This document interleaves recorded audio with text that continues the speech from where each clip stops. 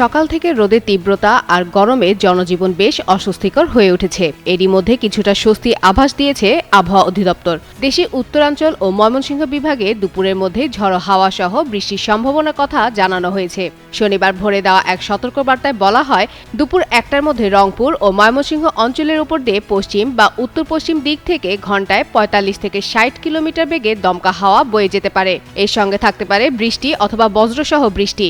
এসব এলাকার নদীবন্দরগুলোকে 1 নম্বর সতর্ক সংকেত দেখাতে বলা হয়েছে।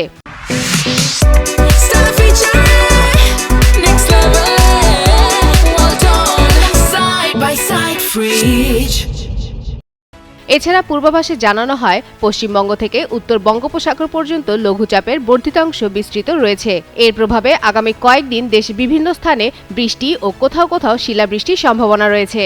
আজ সন্ধ্যা পর্যন্ত রংপুর, রাজশাহী, ময়মনসিংহ, ঢাকা, খুলনা, বরিশাল ও সিলেট বিভাগের 2-1 জায়গায় অস্থায়ীভাবে দমকা হাওয়া ও বিদ্যুৎ চমকানো সহ বৃষ্টি অথবা বজ্রসহ বৃষ্টি হতে পারে। সেই সঙ্গে কোথাও কোথাও বিক্ষিপ্তভাবে শিলাবৃষ্টির সম্ভাবনাও রয়েছে। তবে দেশের অন্যান্য স্থানে আকাশ আংশিক মেঘলা সহ আবহাওয়া প্রধানত শুষ্ক থাকতে পারে।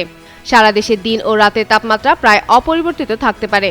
বর্তমানে ঢাকা, মাদারীপুর, গোপালগঞ্জ, রাজশাহী, পাবনা, সিরাজগঞ্জ, পটুয়াখালী, রাঙ্গামাটি, বান্দরবান, লক্ষ্মীপুর ও ফেনী জেলাসহ খুলনা বিভাগের উপর দিয়ে মৃদু তাপপ্রবাহ বয়ে যাচ্ছে। এই তাপপ্রবাহ আরও কিছুদিন অব্যাহত থাকতে পারে বলে জানিয়েছে আবহাওয়া অফিস।